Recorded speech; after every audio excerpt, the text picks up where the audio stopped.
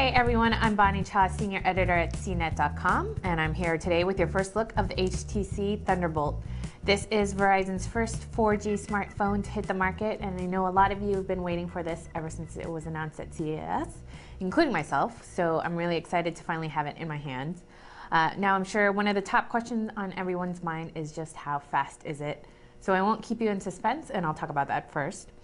I've run a number of speed tests on the device, and the results so far are impressive. The speedtest.net app on the phone gave us some crazy results, so I don't think it's an accurate measure of the speeds.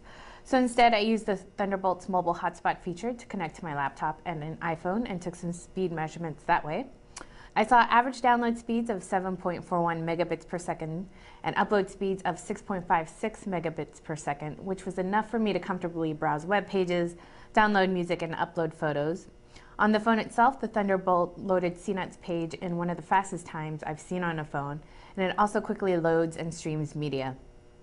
The data speeds we've seen on the Thunderbolt are definitely faster than what we've experienced on Sprint and T-Mobile's 4G devices. I know there are a lot of different factors that affect network speeds, such as location, time of day, and to be fair, there aren't a lot of people on Verizon's 4G network now, but I'm still very impressed with what I'm seeing.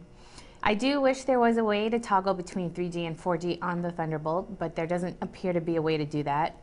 Battery life is also something to watch. I've only had the phone for about a day, but with moderate to heavy usage, I've got about 5 to 6 hours before needing to recharge. Of course, we'll continue to do more battery tests over the next few days. As far as the rest, the Thunderbolt is pretty much on par with the other high-end Android phones. It's running Android 2.2 with HTC Sense and comes with a few extra apps like TuneWiki, which lets you listen to internet radio and other goodies. Has a back-facing 8 megapixel camera and a front-facing 1.3 megapixel camera for video calls, and picture and video quality is pretty good. HTC always makes solid devices, and the Thunderbolt is no different. It's actually quite similar to the Evo with a 4.3-inch WVGA touchscreen and the kickstand on back. Under the hood, it's running a next-gen 1 GHz Snapdragon processor, and the performance so far has been smooth.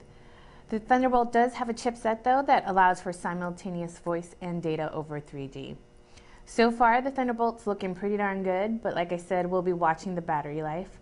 The HTC Thunderbolt is available now for $249.99 with a 2-year contract, which isn't cheap, but it's also to be expected for this kind of device. I'm going to get back to testing, so be sure to check out CNET's full review of the HTC Thunderbolt for our final verdict. I'm Bonnie Chan. This has been your first look at the HTC Thunderbolt. For your daily dose of tech news, check out CNET's Loaded. It's packed full of the latest tech news highlights that matter to you. Find out the latest gadgets or the coolest gizmos, all that and more Monday through Thursday at cnet.com/loaded.